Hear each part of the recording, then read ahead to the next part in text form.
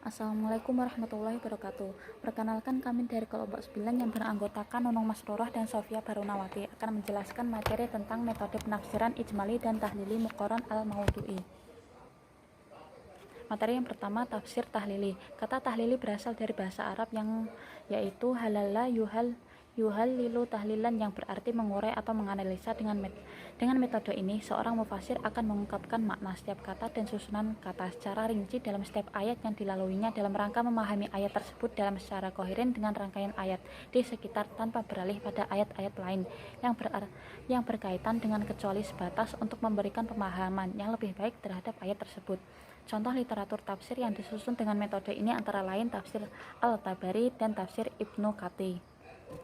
Tafsir ijmali. Mufasir menyebutkan rangkaian ayat Al-Quran yang panjang atau sekelompok ayat Al-Quran yang pendek, kemudian menyebutkan maknanya secara umum tanpa panjang lebar maupun terlalu singkat.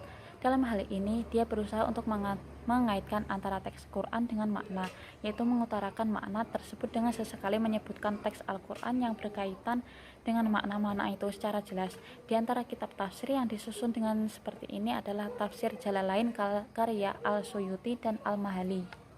Tafsir muqarrin.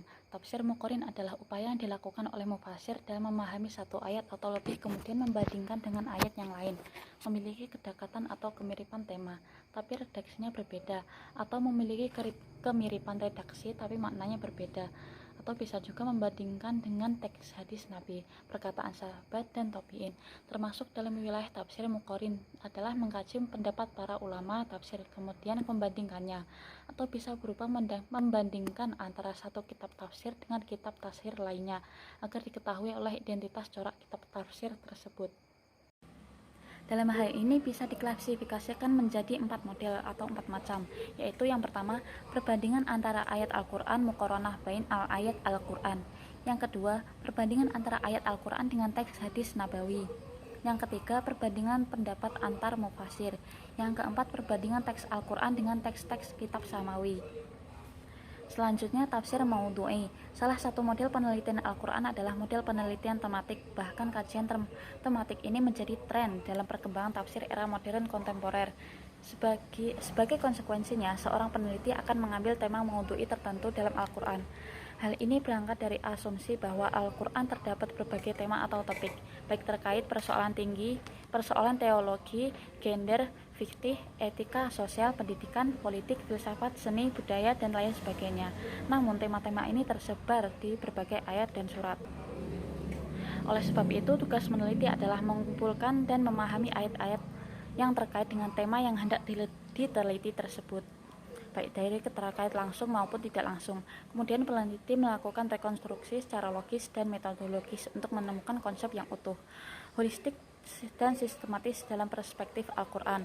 Metode ini diharapkan mampu mengeliminasi dalam gagasan subjektif penafsir atau setidak-tidaknya gagasan ekstra Qur'ani dapat diminimalisir sedemikian rupa.